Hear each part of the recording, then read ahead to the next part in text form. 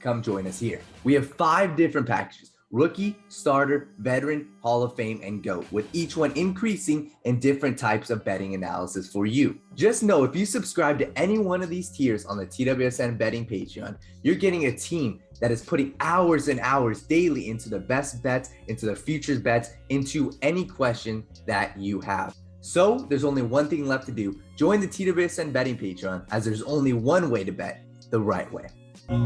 Get up, let me begin. This is TWSN. You ain't heard about us yet, well you better know now, because it's the place that it all goes down on. Welcome back to the TWSN Show. Another Tuesday night, another jam-packed show for you guys. The theme of today's show is going to be trades. We got MLB trade deadline coming up. We see all the NBA drama all the time. We got a little bit of an interesting NFL debate here for you guys. But before we get into things, just your weekly reminder to follow along on all the TWSN social media accounts. And please go check out the TWSN Patreon. As always, they do a phenomenal job. If you're into fantasy football, we released a fantasy football draft guide there. They got it all. They cover it all for a reason. We talk about it every week for a reason, because they do a fantastic job. But again, before we get into things, it's been a while since we've had all 4 of us here. How are we feeling, boys? Excited. I'm feeling so much better than my internet connection has been the last couple of weeks. Good Lord. That is fair. Good to be here. All right. Let's just get right into it. We're going to start off in the NBA world like we tend to have done in the last few weeks. Jaylen Brown and the Boston Celtics, the whole Kevin Durant situation. Just in general, how do we feel Jaylen Brown should feel about these whole rumors coming out? I think everybody kind of saw his tweet about it. If he didn't, he literally just tweeted SMH. But again, how do we think Jaylen Brown should feel about this? I mean, like, I get that the dude's got to be slighted, but at the same time, like, it's a business, you know? Like, you can't be too hurt by it. And the fact that, like, your name's being brought up in conversation as the main piece in a trade with Kevin Durant, who is as much of a lock for the Hall of Fame as you could possibly get. Like, I wouldn't, like, I understand that he's upset and pissed off, and I probably would be too in that situation. But at the same time, like, is it that big of a deal? I don't know. NBA players are always in their feelings. I get the SMH tweet, but yeah. Anybody, Matt, Rav, how do you guys feel? I get it, I guess, but at the same time, it's like Cody said, it's a business. Like, who cares? Like, honestly, I'm not trying to be mean when I say that, but it's like, who cares? Like, either they're going to trade you or they're not. Like, it's a business, because at the end of the day, you know, loyalty only gets you so far if you're an athlete. Because if you start sucking, what are the Celtics? If he were to come out next season and just be flat awful, what are the Celtics going to do? They're going to trade him. They're going to cut him. They're going to do something. Maybe not after 1 year, but after a year or two of being pretty bad, they're going to get rid of you. So, yeah, like, your name's going to get floated out there unless you are a player on the like caliber of a Kevin Durant. You're likely going to be in trade discussions every single year, and even then, it's so rare for a player like Durant to even be on the trade market. So, I get where Jaylen Brown's coming from, because, you know, he helped build this Boston culture up. He got them to the finals this year, or helped get them to the finals this year. But it's like teams are going to try to improve, and there's going to be casualties in that. Like, what does he expect if the team's going to wants to bring in Kevin Durant? The Nets aren't going to take like Grant Williams and Marcus Smart. They're going to want something for the value here. So I understand his frustrations, but like, also going to Twitter, man, like, it's a little childish in my opinion, because it's like, dude, just hash that out with you know, the Celtics front office or whatever. Just, you don't, it gets a little touchy when they get to Twitter, because it's a little bit of, I mean, again, we get why he's frustrated or whatever. Obviously, tweeting isn't like, you know, the craziest deal in the world, and it's becoming very more common, which is another discussion within its own self. I don't know how I'd feel if I was Jaylen Brown for 2 reasons. One, it's a business, you know, it is what it is. I get it, but I totally understand being upset about it too, because like you just alluded to, Matt, he didn't lead his team there, but here's a big reason why he was there. But I mean, if you're really going to get down to it, I mean, like, being traded for Kevin Durant's a pretty big compliment, if we're going to be honest as well. I know he's not looking at it from that perspective, but if you're the main piece that the Nets are attracted to in a deal for Kevin Durant, like, there could be worse things in life than than being traded for Kevin Durant. I can tell you that much. I don't know how he feels. He's obviously a little upset. I don't know how I see it playing out. Like if the trade falls through, I don't think they're like pushing to trade him now because they feel like it's ruined. He's a professional. But, if they trade falls through, he'll go back. He'll be fine. Yeah. He's a big boy. He'll be fine. Like this whole thing that he's disrespected and all this. Okay, fine, fair to some extent, but like the dude is a professional athlete. You know, he plays in a city that obviously is not going to be hostile towards him, but there's some things that the fans tend to say to some of the other teams' players. So like the dude's a professional athlete. He knows this business. Like I don't see. He's still. It's not like Jason Tatum has gone up and be like, I want you out. You know, it's the management. Like management will turn on you in a second in the professional sports world. Well, it's because their jobs are on the line too, right? Exactly. Go, Rav. But you know what? Yeah, it's a business. Like that was my main driving point too. Like at the end of the day, but at the end of the day, he has every right to be emotional. Put yourself in his shoes. He's been diamond for how long? Just like you guys all said. They have built to be the core, you know, for a potential championship run, and they got really close last year. You look at the team, and you're saying, I don't want close. You know, I want we you know, and that's where Brown kind of needs to realize, like, yeah, he can be emotional when he can be bad, and you know, it sucks to leave or whatever. But like at the end of the day, if you're not getting the job done, then that's, you know, it's just where business is business. I think that's where it gets a little like the most interesting to me because Jaylen Brown's a hell of a basketball player. I don't think anybody's gonna sit here and say he's not. Oh yeah. But I mean, the playoffs went really perfectly for the Celtics last year, and in a sense, I feel like they probably think that was their best chance, really, with that core to go win a ring. You know, whether that's rightfully said or not, I really think that it could be their thought process. I mean, Al Horford isn't going to play that good ever again in his life. You know, maybe he will, maybe he won't, but still, like, you know, Chris Middleton's not going to be hurt every time. You know, the Heat battled their injuries. Jimmy Butler missed a pull-up jump shot. Like, it just really went perfect for them. It just really went perfect for them. Not that they're not going to get better themselves, but I think the front office that's the vibe I get from it, that they feel like we just missed an opportunity with that core. And I think that's why they're starting to kind of question it a little bit. And again, it's only because it's Kevin Durant. Like, this isn't going to like be a thing just because they didn't win. They're going to go get somebody else besides Jaylen Brown. It's just because Kevin Durant is the player that they could get, I think, is where the line is drawn here. And credit to the Boston Celtics for trying to make the push, right? Because a lot of front offices in the NBA, like, and their fans won't admit it, but there are a ton of front offices on the NBA who would sit on their ass after making it to the finals and say, you know what, we had a great year. Let's sit back and just celebrate our great year. The Eastern Conference champion Boston Celtics, you know, like, that's awesome. Except the Boston Celtics are not like that. They said, hey, we didn't win a ring. That's not good enough. And I respect the hell out of that, honestly. Yeah. Because there are a ton of franchises who won't do that. And credit to the Boston Celtics for trying to go and win a championship each and every season. Let's continue on to that, you know, that ideology for a minute. Let's talk about, do we really think this, like, is this a move the Celtics should make? Like, is this a logical move for the Celtics? Like, is this not necessarily what they're missing because they were just there, but does this make sense from a Celtics perspective? What do you guys think? Cody, Anthony, start off. I want to hear what you guys have to say. Any team who acquires Kevin Durant made the correct decision. I get that you're going to have to give up, like, the farm and, you know, at the kitchen sink, everything that you have. Any team with Kevin Durant on it can make a championship run. Like, getting Kevin Durant is the correct decision. And maybe it's not in hindsight. Like, obviously with the Nets, getting Kevin Durant was not the correct decision in hindsight, but, like, the Nets played the best basketball that they've played in the last decade. So there were also different factors that went into the Nets going down a little bit too. Yeah, but worst case, they had a shot. Like, how many teams in the NBA don't have a shot now?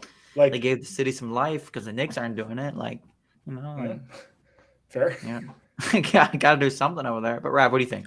Yeah, I agree. It's like I saw someone retweeted it. It was a Boston Celtics fan saying, "I don't want Kevin Durant space. I want Jaylen Brown." And a quote tweet saying, "I don't want a Porsche. I want a Honda." That's the perfect analogy. That is. Because Kevin Durant and Jaylen Brown is the Honda. You don't when you have a chance to acquire a guy, you don't just sit on your ass and play around with offers. Okay, you give it, and if it makes your team better, then it makes your team better, and it will. Like Kevin and Tatum, that's one of the more elite duos in the league. Yeah, it'd be one of the best offensive 1-2 duos ever. Just pure offensive, and it's just I don't know, Matt. I mentioned you're the Lakers fan here, Matt, so no negative Celtics bias here. But what do you think? What are you thinking about it over there? No negative Celtics bias here. Why is this even a discussion? It's Kevin Durant. I've seen so many Celtics fans be like, no, we don't want Kevin Durant. We want Jaylen Brown. Dude, screw Jaylen Brown at that point.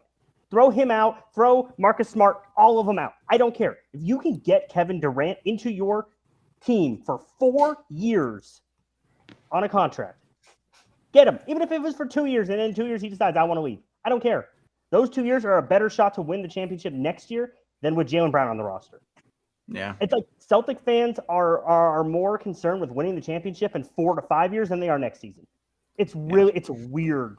It's a weird dynamic to me. I think and the also, thing that's really Jason Tatum is 24 years old. Yeah. If this Kevin Durant thing doesn't work out, he's 20, let's say 27-ish. After because Durant has a player option, I think. No, Durant doesn't have a player option. Tatum has a player option at the end of his career. So at worst case scenario, Jason Tatum is 27, 28. You can still go and make another bunch of moves around him. But if you compare Jason Tatum and Kevin Durant together, why is this even why are we second guessing this? And you're not, even if you have to trade Marcus Smart. Okay, you brought in Malcolm Brogdon, who could basically be a replacement for Marcus That's Smart. the thing that I don't understand why Celtics fans are too negative about it. Is outside of Jaylen Brown, I don't want to discredit Marcus Smart and Derek White, but you've already replaced him. You already brought in Malcolm Brogdon. You're not losing anything that you don't already have. And I know Marcus Smart won Defensive Player of the Year. That was more. I feel like that was more of a team thing, though. I don't even think he's the best defensive player on his team. For being honest, but that was more of. I feel like that was more of a team-ish award because Marcus Smart is a hell of a defender. I'm not taking anything away from him, but the Celtics defense was just crazy. Yeah, it was just all around dominant.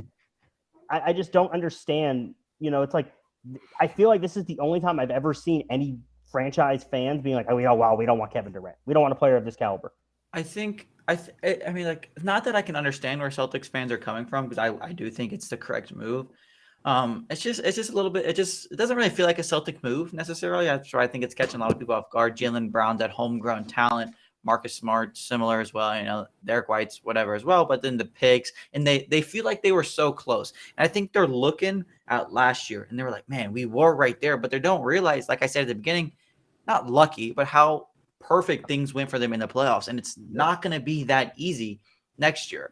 Nobody in the East has gotten a lot better yet, but there's still some dominoes to fall. Donovan Mitchell's, could be on the move. Kevin Durant could go to a team in the East, and then you're like, well, shit, I didn't trade for Kevin Durant. Now I got to face him. Now I got to face him in games, in the Eastern Conference Finals. So it's just it's just better safe than sorry, I think here. They're a Chris Middleton injury away from being bounced in the second round. And then now the real talk of do we break up Jaylen Brown and Jason Tatum starts.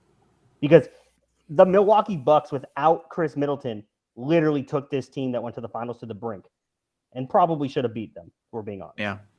Miami, who was hobbled without, granted, the Celtics had some injuries in that series too, so I'm not just saying, they were the only ones injured, but Miami took them to a 7-game series and was a Jimmy Butler 3, who's not a very good three-point shooter, away from losing.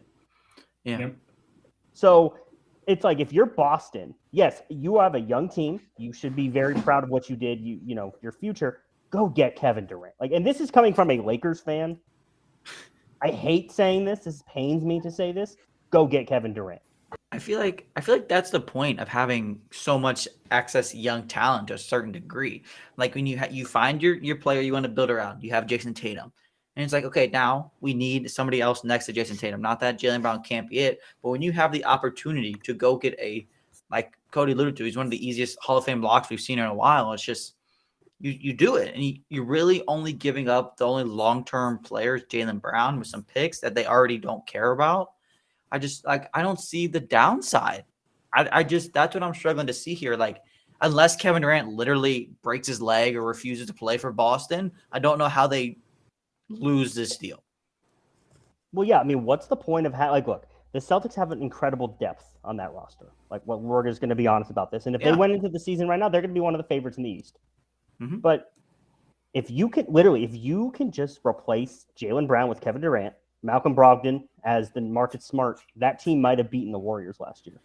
Yeah. And now you're holding up another championship. Like, I hate to say this, but there's a reason the Boston Celtics organization has won one championship since the late 80s. Because they don't push the pedal to get these kinds of players. They just think, oh, we'll do this and this and this. And it's like, this is the Boston Celtics. Like, you are tied for the most championships in NBA history. You blew a massive championship lead to Los Angeles. Go and reclaim that, because the Lakers sure as hell don't look like they're winning anything. Yeah. And this is coming from me, who I do not want to see the Celtics succeed whatsoever. But, like, go get Kevin Durant. Like, I don't know. Like, thank you, Chase. Like, when Danny Ainge was there, it was like, oh, we'd rather have all these draft picks. Let's never pull the trigger on anything. Let's never do anything. It's like, I don't understand it. Maybe it's because, I'm used to a team that kind of just pushes all the chips in a lot of the time. And sometimes it works, sometimes it doesn't, obviously. But, like, Cody, you're an Indiana Pacers fan, right? Okay. If you had the same exact roster that the Celtics have right now, right? But it was just on the Pacers, what would you be? Would you be pushing for a Kevin Durant trade to try to? Yeah, I would give everything. Right there. Yeah. You got to win. What is that? You play to win the game. You play to win the game. Imagine, like you just said, Logan. Imagine if Kevin Durant gets traded to, like, Miami. They find a way to get Ben Simmons off that, the roster. And then they're shit out of luck. They can't beat that. Like, Kevin Durant goes to Miami. Now you have to deal with that team for the next couple of years, and you're regretting not trading for Kevin Durant, because I think the Boston deal is arguably the best one that the Nets are going to get. That's what I wanted to flip the script and talk a little bit about. I mean, at this point, do we feel like this trade makes sense from a Nets perspective? Like, do we think it really gets any better than this? Like, is this the ideal trade for the Nets? I don't know about ideal, because there's always, like, you could, ideally they, most realistic possibility we've seen so far. This is the best, like, offer that has been rumored so far for the Nets. Barring a Donovan Mitchell to Brooklyn. Yeah. Jaylen Brown is the best player they're going to get back in any possible deal. Yep, I agree. You don't think build around Jaylen Brown. The Raptors don't want to give up Scotty Barnes for some reason. Yeah, that's the thing. Like, if I had heard of some sort of, rumored Raptors package or whatever, like we heard the Boston package, then, like, maybe. But so far, Toronto seems pretty steadfast in not wanting to give up their guy. So I think Toronto, I think, this Celtics news is we're going to start seeing teams kind of ramp up their efforts here. I think this was a leak by the Nets to try to get people to move. Like, oh, wait, the Celtics could be putting their name to the hat now. I think the Celtics' interest is genuine, but, like, and a player like Jaylen Brown, too. Yeah, and I think we're going to start to see more aggressive offers in the next couple weeks here, especially as, off-season starts to go towards the end, and then training camp's going to be starting here soon. There's no way in hell the Nets bring them back. I saw something you put on Twitter. I think, especially for recent, has to be not media driven to the media. Like, you cannot believe a lot of the AR reports that come out, because to me, a lot of team driven to try to get more better offers or from different better offers from Celtics, whatever. You have to take like every year at this point in the offseason where everything is kind of slow moving, and we haven't had any real news, anything in weeks. It's just been all speculation. Yeah, I think everything also needs to be taken with a grain of salt. That's just something I wanted to add. I don't hate. I think that's a pretty fair. Realistically, well, let me ask you guys. Like, what do you think? Let's just take this into consideration here. A Jaylen Brown, Marcus Smart, and like let's say Grant Williams, Derek White, something, and maybe like 2 to 3 first-round picks, right? Yeah.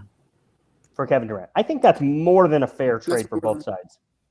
Yeah. Considering what other teams are going to offer, like I don't think teams are really going to offer you much better for Kevin Durant.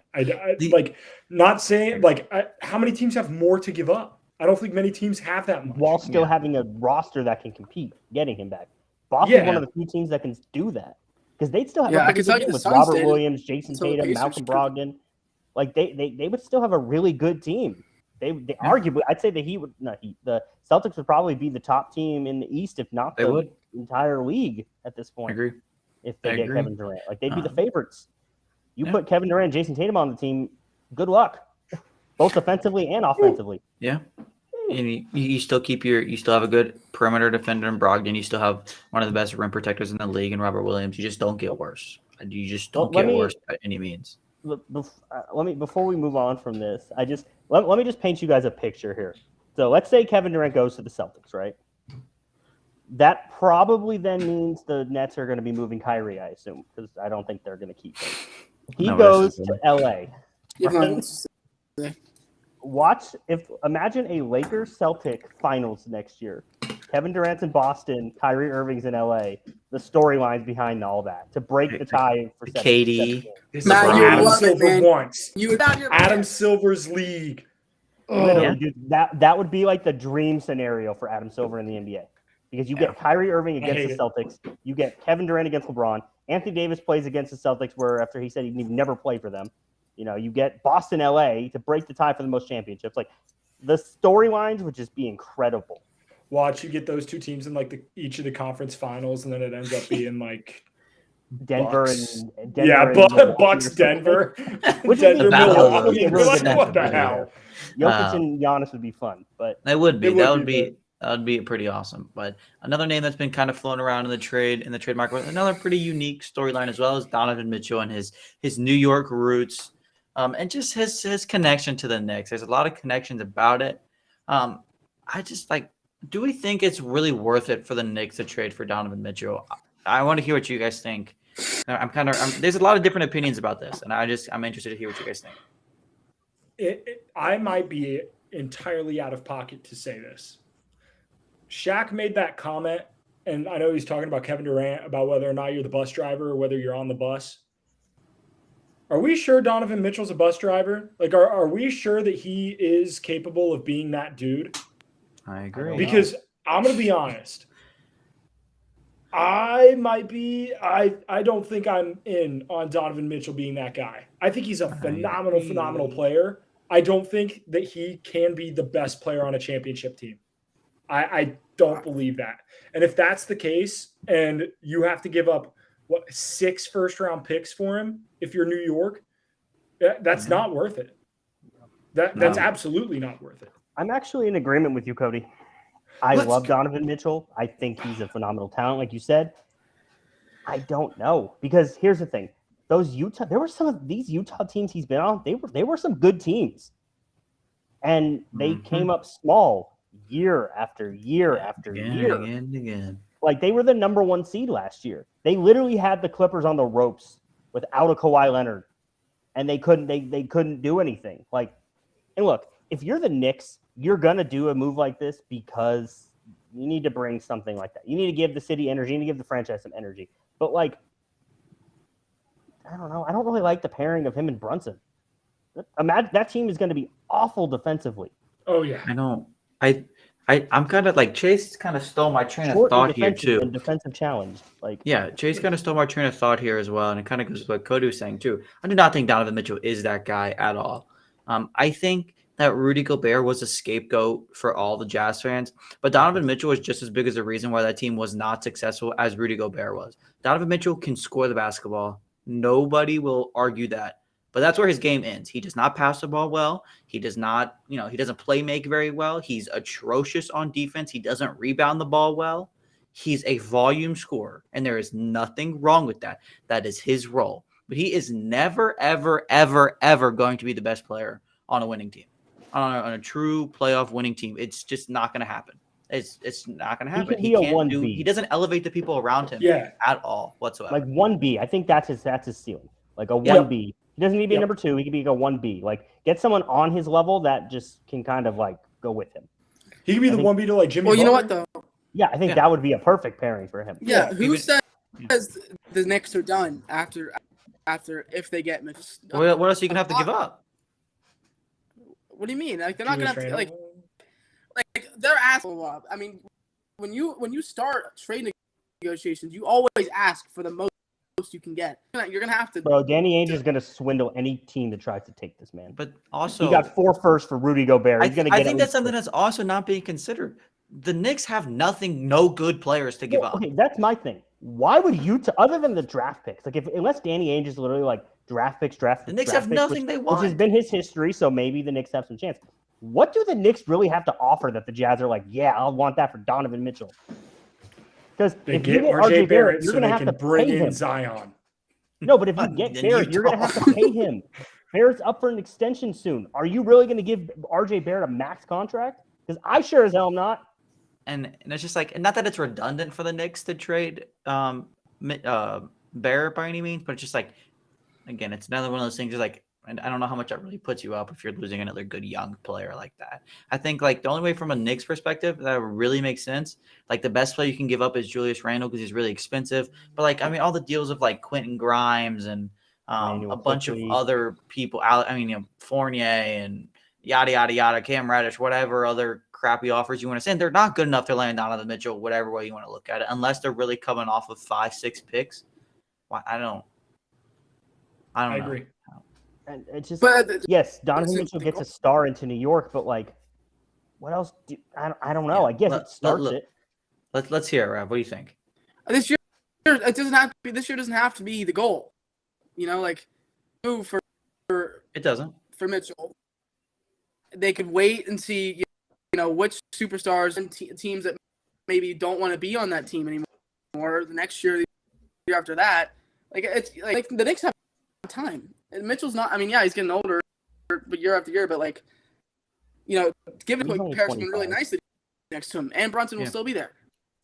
I think if that's how it would play out, that's a good thing. But there's no guarantee that can happen. I feel like it's just a really big risk to play.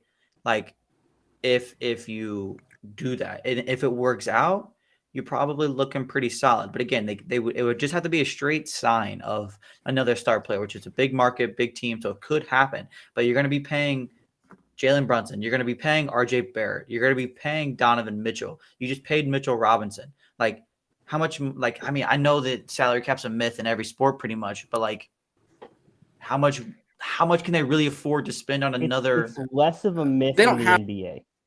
The NBA is the one sport where you kind of like, yes, you can do some things, but like you're capped at some point because a lot of times you get hard capped and then you can't do anything. Yep. Like look at the Lakers situation right now. They literally have had no cap space. It's WWJD, boys. WWJD. What would James Dolan do? So think of the most incorrect thing that the Knicks could possibly do. Trade 7 picks. James Dolan will be like, that is my guy. Well, that's the thing. Like, imagine if you're the Knicks, you get Donovan Mitchell, right? It doesn't pan out in a year or two. You traded 7 first-round picks. Granted, they got a couple of them, the draft night. And you can kind of say that about everything, but I get your point still. But it's like, where do the Knicks don't have like any promising? They're walking a really fine line if they do that deal. Really, like their fans are already at the limit of what they can handle, and it's like if this doesn't work out. Yep. If they trade for Donovan Mitchell, everything they do after acquiring Donovan Mitchell needs to be perfect. Yeah. Maybe it happens and they look great, but I mean, like Cody just said, pal. I don't know if that's really gonna I'm happen. just saying, like defensively, God, him and Brunson, they're like the shortest, worst defensive backcourt. Yeah, that we're I going to mean, see in the you'd be NBA. relying. I mean, you can see, like, I don't mind that as too much because you still have elite defenders in RJ Barrett and Mitchell Robinson, so like it kind of balances out in to some way. But then, I mean, you still have Julius Randle on the team too. Like, I don't know. It's kind of ugly. Also, only the Knicks would give Jalen Brunson $100 million. Like, And they'd be the only team to give up 7 picks for Donovan Mitchell. Good for him getting his money, but like, I don't know if he's worth $100 million. But yeah, hey, maybe he'll prove us wrong. I hope he does. And I feel like I will say this about Brunson: he does have that dog in him. No, he does. He's a winner. Like I like Jalen Brunson. I just don't think he's a $114 million man. Yeah, I don't think. Hey, the Knicks think he is. So, but we're gonna move on to our lone NFL topic of the day. It's probably gonna be something we keep kind of doing. It's a good theme that we like to have. We debated it last week with Jamar Chase and Justin Jefferson. Now, some more quarterbacks that's in the news now. We got Kyler Murray, who just got paid, and Lamar. And again, we're looking at this from a pure GM standpoint. If you're on the clock, you need a quarterback in a real life league restarting draft. Who you taking, Lamar Jackson or Kyler Murray? Rav, I know you're not a Cardinals fan, but like, they're like you live in Arizona sometimes, so I want to hear your thoughts first. I used to say, like last year, I would have this debate with, Danny Alameda. You guys know what we're on, and I'm living with him this year. And I would have, like him, other friends. You're living with him? We would talk. Oh, I am sorry. living with Danny. Yeah. We would have this conversation. At first, I would say Kyler. Okay. And this was last year, kind of. I was writing for them every week and, tweeting about them and stuff like that for TWSN. And because he provides almost the same mobility that Lamar does, even though there's not an offense that's completely built around. But he can still throw the ball, which is, Lamar way better than Lamar can. So, like, Kyler's mobility is a little worse than Lamar's. He can throw the ball with more value. Now, I'm torn because Kyler deserves the money that he got. I do think they should have gotten Paisley big amount. And, I don't know. But it's Lamar already has the MVP. He already has, quite literally built around his skill set. And he's, and he's shown that he could be at he could be among some of the best. So it's tough. Kyler still, but it's just way closer than it used to be for me. I'm sure we all saw it. And I think it is one of these discussions that kind of go either way, which is why we're having it. But we all saw the whole Kyler Murray contract details, right? Like, everything. What the hell was that? That is hysterical. I think Kingsbury said that wasn't him. Like, he had nothing to do with it. Granted, I don't know if we believe him, but like, that means that it was the front office. So they obviously have some. It doesn't matter if it was you, Cliff. It ain't getting much better. I'd rather it have been you. I'm like, I know. But regardless, back to the discussion. Matt, Cody, whenever you take it away, Kyler or Lamar? Cody, you can go first. I mean, I get the weird contract thing, whatever. Like, there are a lot of weird contracts that have been in the league. Like, Manny Ramirez had something about buffets in his contract. Like, there are some weird contracts in sports. But there hasn't been many that like force you to prepare for games. To be fair, I'm sure I guess there probably has been. Force you to do your own job. Yeah. I mean, I get it, but like, I don't know. Whatever. I'm not using it I'm not going to use it in our debate. That'll absolutely be blown out of proportion. Here's my thing with Kyler, and I like Kyler. I think he's a good quarterback. Do I think he should be the second highest paid quarterback in the NFL? No. If you look at who is around Lamar Jackson and what Lamar Jackson has done, it is exceptional. The receivers that have been around Lamar Jackson throughout Lamar Jackson's entire career have always been in the bottom half of the league at a minimum, probably the bottom third for the most part. And guess what? They're going to be in the bottom third again this year.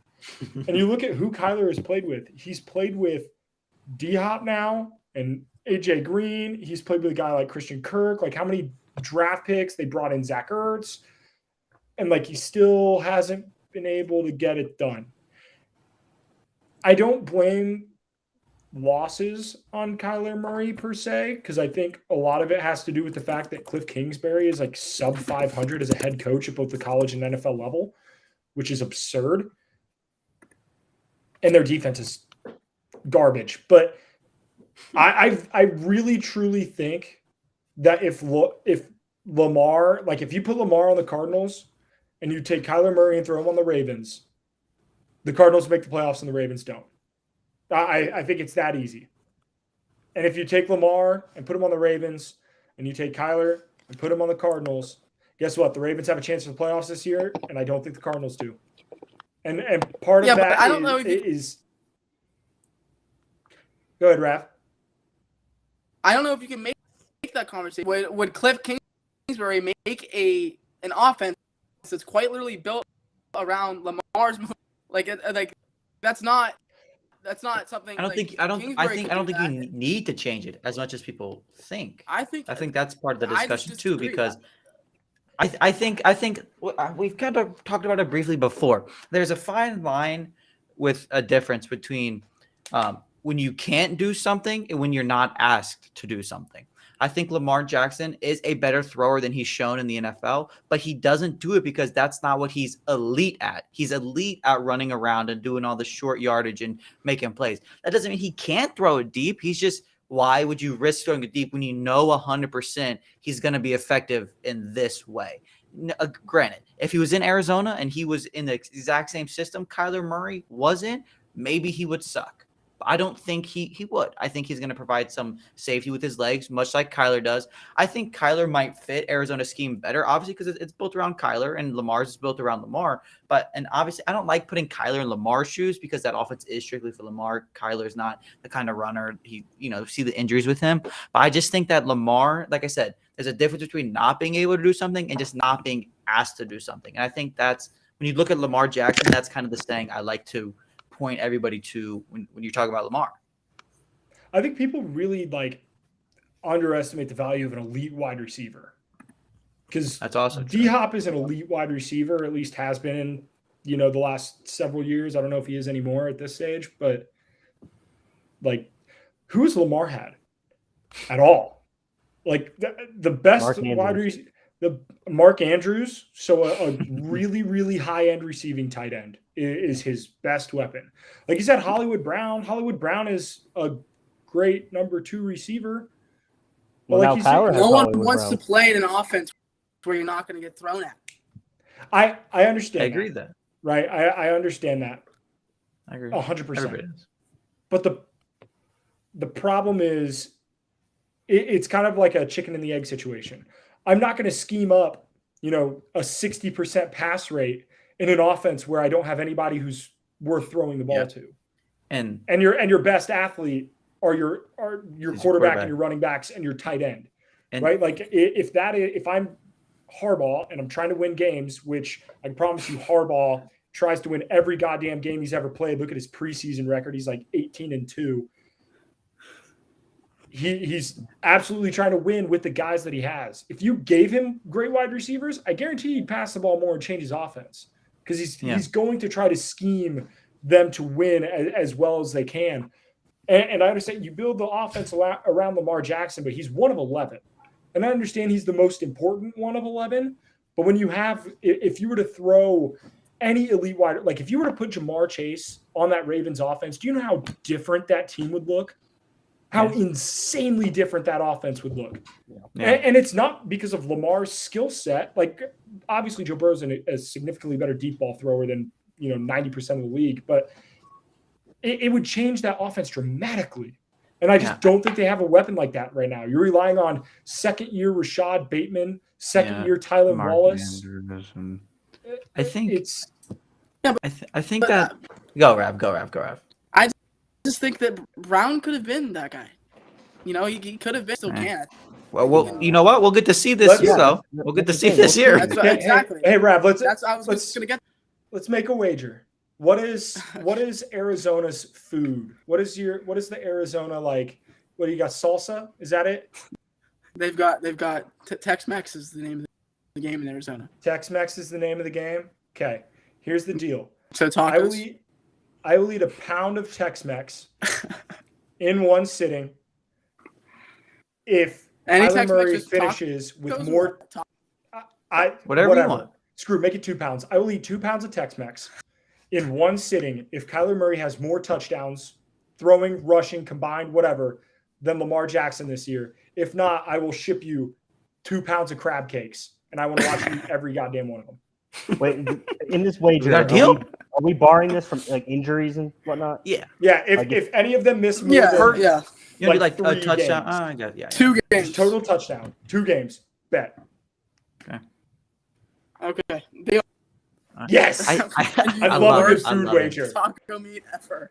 I Bro, think you're gonna eat 2 pounds of crab cakes. You know how dry your mouth is gonna be. back to the how debate. Dry your mouth is gonna be. It's gonna be awful. Oh my god! Can't wait. Back to the debate a little bit. I think that I was just thinking about it while you guys were arguing, and I think that a lot of everybody talks about the scheme being built around Lamar Jackson, and I think we're at a point where that it doesn't need to be as strict of a thing as it is. I think the offensive coordinator over there just has fallen in love with that and refuses to make adjustments from it. I think this was the perfect offense for Lamar Jackson when he came in week 11, his rookie year, to kind of lead them to where he wanted to go. That's the offense they kind of need. And they're like, okay, let's do it again next year. Open it up a little bit. Let's just do it again next year. And he, won the MVP. But I think he's progressed to a point where it doesn't have to be the same offense anymore. And I think a lot of that comes back to the offensive coordinator not realizing that as well. Maybe that's not the case at all. Maybe Lamar isn't that guy. But I think, again, for the sake of the argument, even the offensive coordinator really limits this argument because we haven't seen Lamar do normal quarterback things. And, it's just a question. It leads to that what if, which is why we're debating it, which is why it's talked about so much, which is why Lamar gets so much hate. I believe that if Lamar was in a normal offense or just a less Baltimore Ravens style offense, he would be successful. He might not be the best deep passer in the world, but people would be aware that he can throw the football. I just think the offense is really limiting him to be able to show that it's holding him back a little bit. It's allowing him to be really safe. His play is really safe. And it's not showing his true potential, I think, is the issue. Well, I think the biggest thing when it comes down to this debate is something that Cody brought up, and it was Lamar's done a lot more with less. I think that right there answers the question for me. Who am I starting my team with? I'm taking Lamar. He's shown an ability to lead, and kind of like what Marissa said in the comments, when you're playing the Baltimore Ravens, you just have this feeling even if you're beating them, that Lamar could possibly find a way to come back in this game. Yeah. Right. Whether it's with his legs, his arms, it doesn't matter. You don't get that sense when you're playing the Cardinals. The only reason I hate arguments like that is because the Baltimore the Ravens are a better team as a whole than the just Cardinals the defense in general. Lamar's play style, the way they run it, leads to where wins because they ask him to do less. Also, I feel like this coming year is going to be a big test for Lamar because last year there's Well, we'll see if Kyler actually studies. But I feel imagine the memes. Cardinals lose a game. The memes are just going to be, oh, he didn't study, he didn't do his mandatory hours or whatever. But I feel like with Lamar, and this kind of comes back to what the Bengals kind of did to him. They kind of showed a way to slow him down a little bit. Because then we saw, I think it was the Dolphins the week after. Yeah, Thursday Night Football. Yeah, the Dolphins kind of played him tough too. So, I feel like the league kind of has like a system now to somewhat contain Lamar, and I'm curious to see if he can kind of counter their counter. And then this won't even be a debate if he does that, in my opinion. I agree. I would like to say that two things. One, I asked my followers who they thought. 6 out of the 6 who responded all said Lamar. 2, saw a very interesting graph, advanced analytics. You guys know, big math numbers guy over here. There is a negative regression line from Kyler Murray's performance after Call of Duty comes out. Modern Warfare 2 is getting re-released this year. Big Call of Duty. I expect even more regression. Yeah, I don't think it's heard here first. Yeah. Yep. The week he Modern Warfare 2 comes out, whoever the Cardinals play, bet the money. I'm line. hammered. I'm gonna write that down, like just arbitrarily. Like, hey, Call of Duty came out. Kyler Murray is not focused. I am taking whatever team. That's the betting analysis you get here at TWSN. That's the future bet you place to the right now. Patreon. Yeah, go do it right now. Like everybody now. Week 6. I don't know when it comes out. I will look at. I'm gonna find a date before the end of the show. Yeah, I will go let you guys know. do your research there and feel free to throw it in whenever. But we're gonna move on to the MLB. We don't talk about the MLB as often as we should, but the trade deadline's coming up, and there is a lot going on over there in the MLB right now. Again, I know the MLB's not for everybody. One of the best young players in the game on the trade block. The Shohei Ohtani rumor is getting floated out there a little bit. You got Luis Castillo. You got some good pitchers. I want to start with the bigger names. This whole Juan Soto news. Matt, we've talked about it a little bit. I kind of know how you stand. I want to hear your opinion, Rob. I know you got your Pirate shirt on over there. How do you see this Juan Soto sweepstakes ending? And no, he's not going to the Pirates. Well, because I knew we were going to talk about baseball, and it doesn't really come up too often, so I'm happy. Unfortunately, I wish the Pirates would go for him, and they certainly have. They don't get me wrong, the farm system to trade for him, and the pieces, whatever, but they won't. When you think of a guy like this, you have to think like every single big market team. Unfortunately, there's reports that the Dodgers the Cardinals have a good package for him. I know St. Louis is really a big market, but that would, I don't know.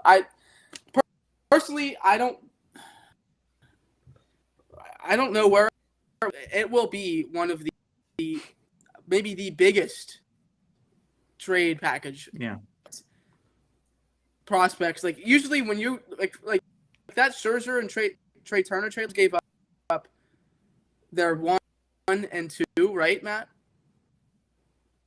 I don't think it was the. I don't. one. They were up there. They were up there. Yeah, they were. I think it might have been like. Yeah, Ruiz might have been number 1. I don't remember. The Dodgers system is very strong at the top. The Dodgers even if number it was 10 is the a lot of 2, it teams could have been number, somebody's like, 1. 3. 2 damn good Right. prospects. Yeah, and that was for a rental of Max Scherzer too. Yeah. And it's an elite pitcher, and you get Trey Turner, who's there for years, and he's one of the better infielders in all of the league. Yeah, Soto, he's gonna sign wherever he goes to like a mass, the biggest one ever. Yeah. Like this is one of the biggest. Wait, are you MLB saying he's going to sign to whatever team he gets traded to? I think is that not a possibility? I think it more than likely will probably happen unless. I think it depends on the team that gets it. Yeah. I think depends on the team. If St. Louis lands him, which I think St. Louis at this point, if you look at the package, they can put is second to none. And then the Padres are an iffy one just because they have Tatis as well. I don't know if you can really do that. I'm going to trade Tatis. Yeah, but then if he goes anywhere else, I think he'd probably sign right away. I think. I just think this Soto, like, for those that don't watch baseball, if anyone is watching this and don't watch baseball, the Juan Soto is the equivalent of like Luka Doncic being on the trade market in the NBA. That's a damn good comparison. I like that. Yeah. You don't get a player this young that is this good being available, especially within baseball. Ever. He has 2.5 years left on his contract. before he becomes a free agent. You know, if you trade for him, I think personally, if you're going to gut your team to trade for him, you have to have that mindset of we're going to give this man $500 million. Yeah. Over a 10 to 15 year range. A lot basically. of dollars. So to me, that kind of signals that that the realistic teams, unless you're just getting him to try to win a World Series in the next 2 to 3 years, and you're like, oh, maybe we'll see. He'll give us a discount, which I don't think he's going to. Scott Boras is his agent, and that man gives nobody discounts. No discounts. But Scott Boras. I realistically see this being a 4-team race or a 5-team race, if 5-team race, really, between the two New York teams, LA, San Diego, and San Francisco. Yeah. Because I think San Francisco is a team that nobody's talking about. But if they wanted to be players in this, I think they could be. I think the Giants absolutely could be players in this. Yeah, I don't know if they will be, but I think they definitely could be.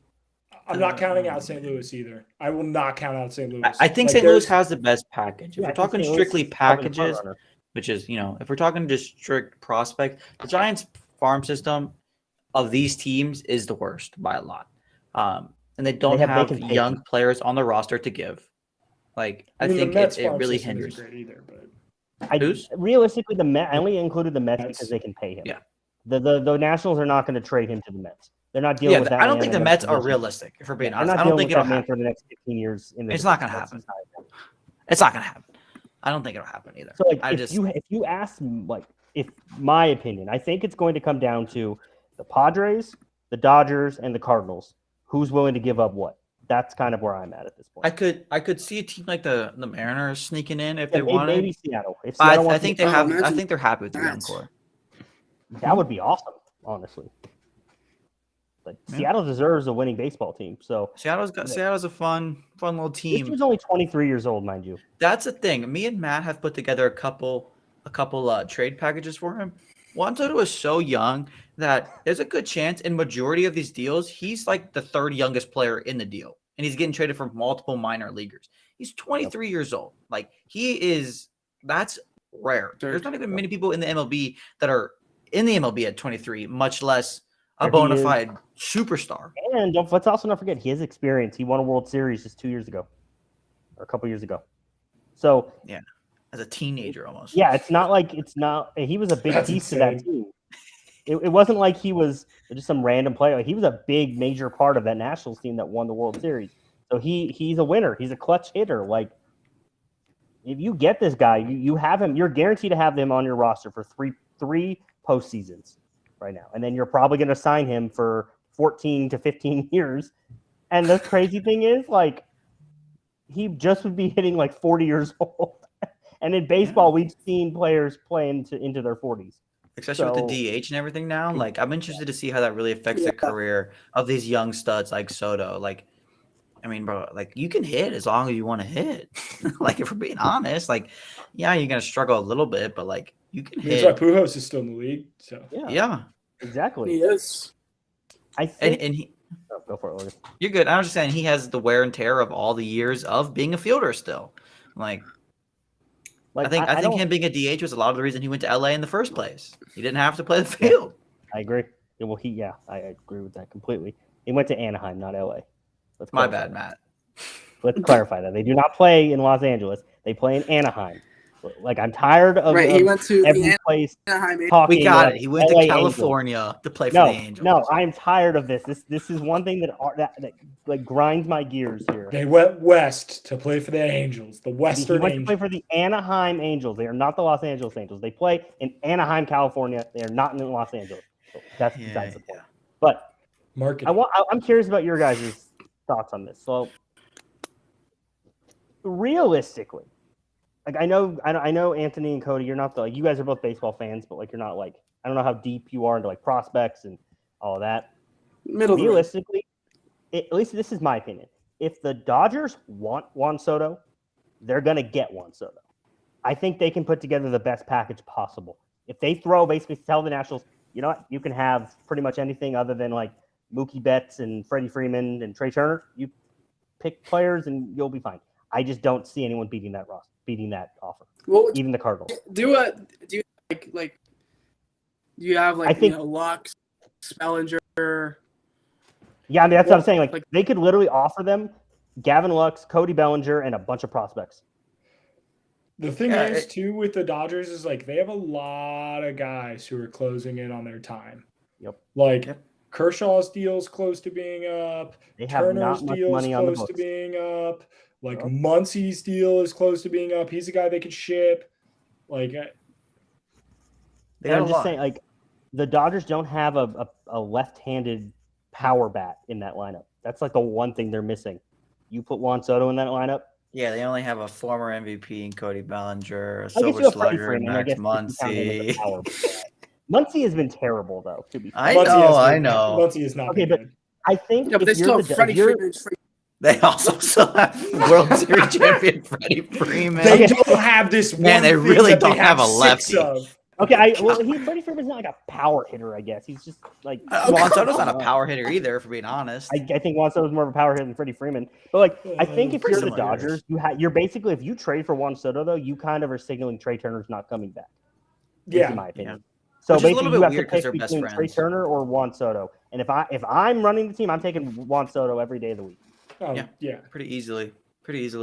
I mean, I don't even know if he's going to end up getting traded at this deadline. I don't think he'll be in Washington long term. No. But rather, I mean, it's a very quick process to field a deal like this. So it wouldn't shock me if it doesn't get done. But we have a few more minutes. I just kind of want to hear, like I said, some baseball fans here. Just what are some of you guys trades you want to see? Some names. I mean, Ravi, that Pirates are selling, obviously. So just like, what are some moves you guys want to see happen around the league?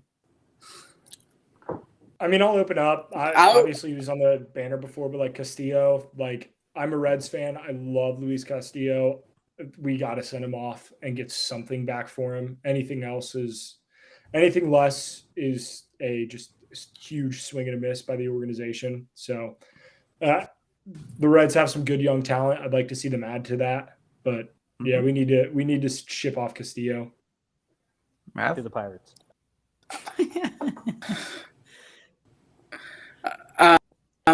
So as for the Pirates, like to any contending team that needs a good left-handed pitching starter, because he has been great this year. Looks like he's found in not having a good season last year or even the year before.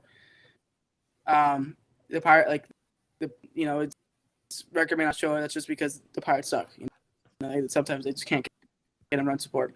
Off, a lot of teams are calling about Brian Reynolds and Dave Bednar, but I don't think that realistically can really contend starting in 2024 and next year. Probably put the pieces together and like to the point where they should be around 500 or a little better.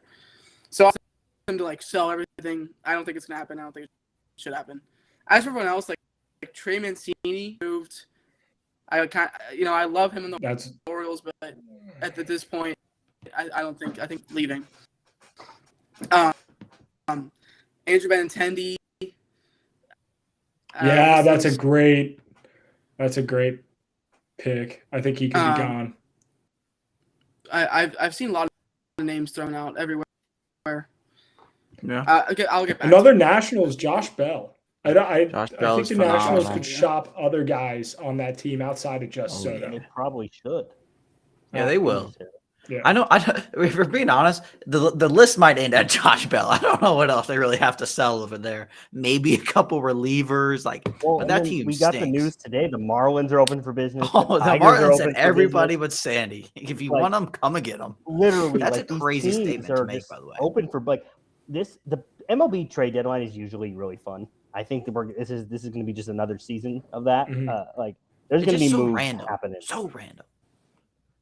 It's so I love it. random, bro. I love In the middle it. of the I day. think the Reds are going to be major players in this to try to get some talent back for guys like Castillo, like we talked about, for Brendan Jury, for Tyler Mahle. Like there's going to Fam be even. Tommy Pham. Like he's been bad the last little bit, but like I just feel like the Red like we've talked about this before, but the teams that lose out on Juan Soto are going to pivot to like Luis Castillo, and that helps the Reds so much. Yeah. This Juan Soto news is like music to the Reds' ears.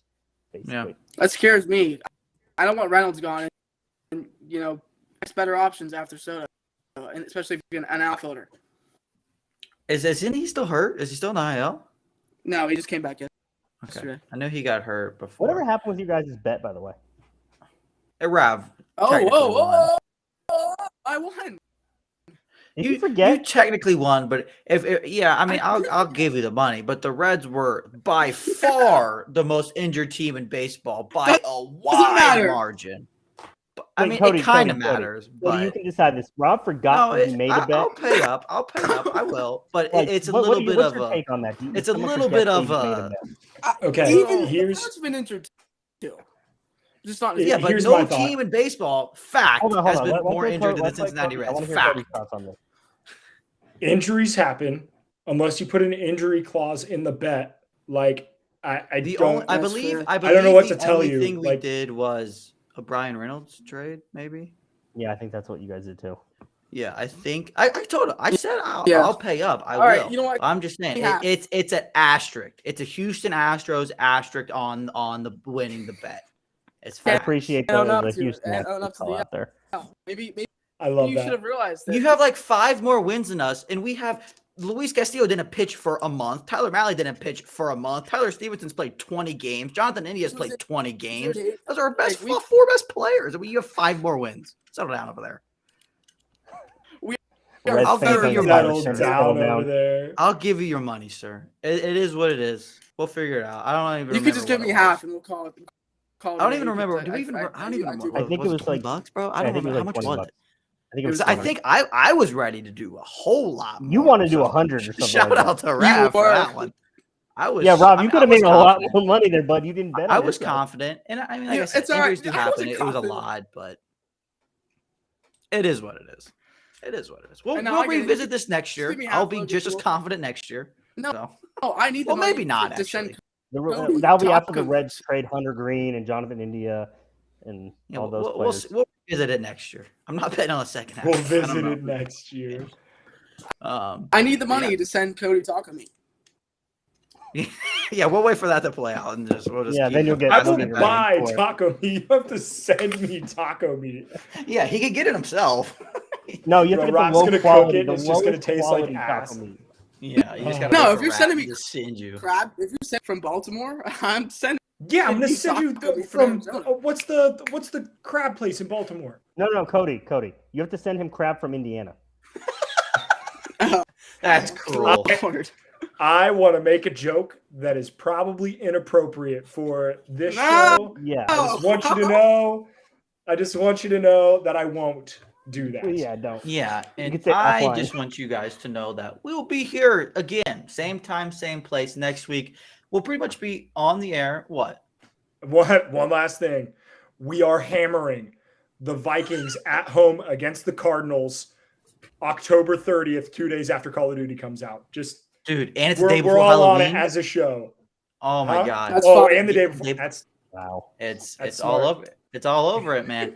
Like I said, same time, same place next week. I believe the MLB trade deadline would have just kind of ended when we hop on the show, so we can kind of give some more live reactions of that. We'll have more NBA news. It comes out every day. We have more NFL news. It comes out every day, especially with training camp rolling around the corner. But yeah, thank you guys for tuning in this week, and we're looking forward to seeing you guys here next week. Peace. Welcome everyone to the TWSN Betting Patreon. If you like making a little money,